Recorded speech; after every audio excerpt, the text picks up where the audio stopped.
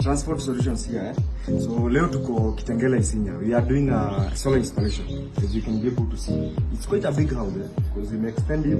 Probably gonna see it as we continue. So I'm using 6 pieces of solar panels.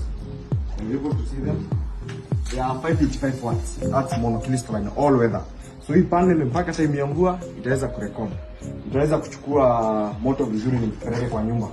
I'm using a lithium battery. As you can be able to see it.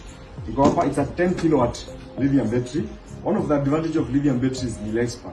It can be able to push for around 15 years. Kama hujaibadilisha. My mounting rails. These are my mounting foots. I have L foot, I have end clamp and mid clamp. Zote za kufanya installation ya panels ndio zikuwe zimeshika poa. My drone box is here. I'm using a 6 kilowatt hybrid inverter, TBB, Sun 2 to be specific. So it's a 6 kilowatt, purely enough for this house. Tumfanyie electric fence irana na solar, mataa zote zina na solar, TV la na solar, everything ina na solar kwa hii nyumba yake. Paka cooker, all that, because the inverter is a low frequency, so it can be able to carry the induction loads. So let's see as we progress, alafu mtaiona venye itatokea. Story ya stima huku akuwa ameisahau. So solar gonna be the main source of power. KPLC iko yes, then we're gonna make it a backup because we are using also an automatic changeover.